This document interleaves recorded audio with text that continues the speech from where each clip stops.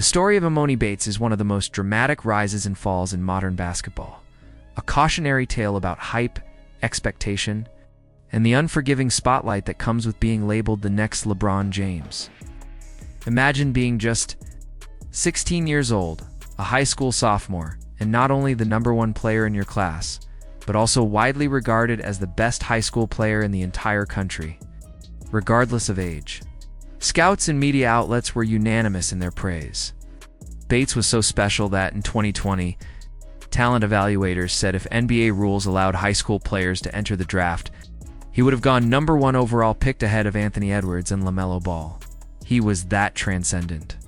The type of prospect who didn't just generate buzz, but genuine belief that he could be a franchise-altering star from day one. Sports Illustrated captured the moment perfectly, putting him on their cover under the headline proclaiming him the best high school player since LeBron. To understand how rare that honor is, you have to know the history. Only 3 high school players had ever graced that cover before him. LeBron James, who went #1 in 2003. Jabari Parker, a highly touted forward, the kind reserved for players who are supposed to rewrite NBA history. One recruiting site even projected him as the top pick in a hypothetical 2023 draft that would have included Victor Wembanyama, Jabari Smith Jr., and Paolo Banchero, future NBA stars who are now shaping the league. 8. Sat at #1, ahead of Wembanyama, who has since been called the best basketball prospect in the history of professional sports.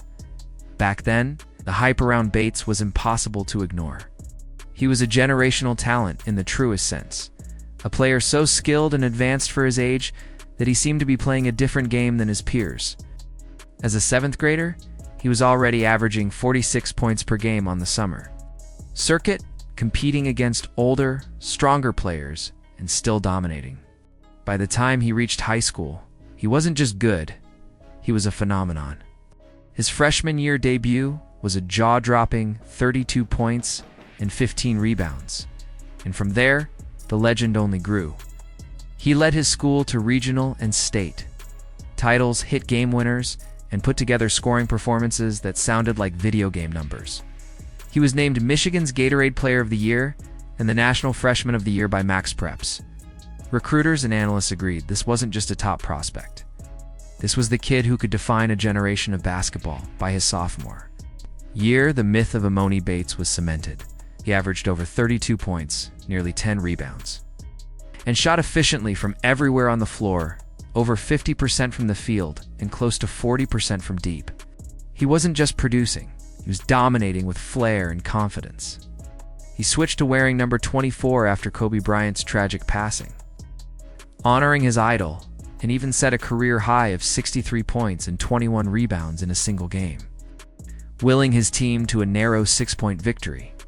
He became the youngest player to ever win the Gatorade National Player of the Year award, the first sophomore in history to achieve that honor. The trajectory was clear. Bates was supposed to go from high school stardom to college dominance to an inevitable NBA superstardom. He was compared to Kevin Durant for his scoring versatility and projected as a lock for the #1 pick whenever he became draft eligible. But the basketball world can be cruel. Nothing is guaranteed. By his junior year, cracks began to form in the perfect image of Emoni Bates. He transferred to a prep school for tougher competition and faced off against Chet Holmgren, another top prospect. While he dropped 36 points in that game, scouts started to notice something troubling. His development had plateaued. He was still incredibly talented, but the leaps they expected him to take, the ones that separate great high school players from surefire NBA stars, weren't happening. There was talk of stagnation, whispers that perhaps he had peaked too early. It's one thing to dominate high schoolers when you're clearly the most gifted player on the floor. But what happens when you face athletes your size and skill level every night?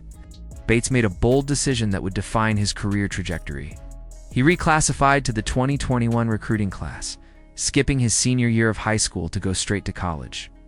It was a gamble. He remained a 5-star recruit, ranked 3rd in his class behind Chet Holmgren and Jaden Hardy, and ahead of future NBA stars like Paolo Banchero and Jabari Smith Jr. He initially committed to Michigan State, but later chose Memphis joining Penny Hardaway's program with the hope of fast-tracking his path to the league. On paper, it was a dream. In reality, it was a disaster. The youngest player in college basketball, at just 17 bets, was expected to contribute immediately, and he started strong. 17 points in his debut on near-perfect shooting had everyone thinking the hype was real. But that was the peak of his freshman season. He never scored 20 in a single game.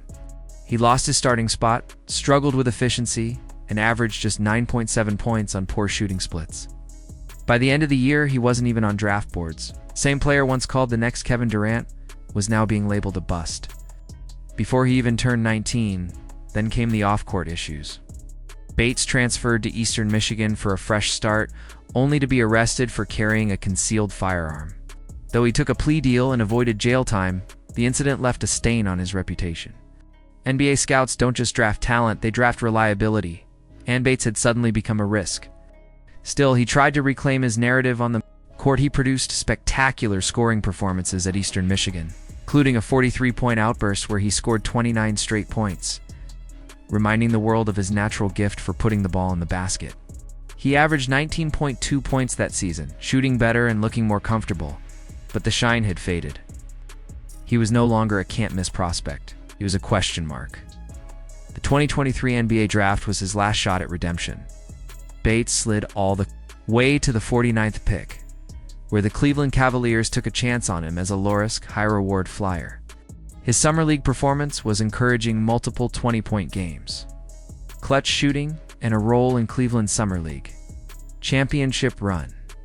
He even made the All-Summer League second team, but Summer League glory doesn't always translate to the NBA. So Bates' rookie season was a quiet one. He played just 15 games, averaging 2.7 points in limited minutes, spending most of his time in the G League. There, his scoring touch shined again, with averages over 20 points per game and flashes of the shot-making brilliance that made him a legend in high school. And yet, the reality is harsh. Bates is now 21, still young, still talented, but fighting to prove he belongs in the league. Cavaliers are a contending team, not a developmental lab. And he hasn't had the freedom to make mistakes or grow into a star. His journey is a sobering reminder of how quickly the basketball world moves on, and how brutal the expectations can be for those anointed too early. Emoni Bates still has time. He has the talent to carve out a role, maybe even to surprise those who doubted him. The path to superstardom he was once promised is gone. If he doesn't break through soon, he will become a cautionary tale.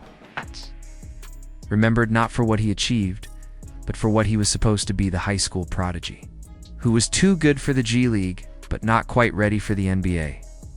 Now I want to hear from you. Do you think Emoni Bates can still turn his career around and live up to even a fraction of the hype that once surrounded him? Or is this the final chapter in one of the most dramatic falls from grace in basketball history? Share your thoughts in the comments. And if you enjoy deep dives into stories like this, make sure to like this video, subscribe, and hit the notification bell so you never miss a breakdown of the game's most fascinating journeys.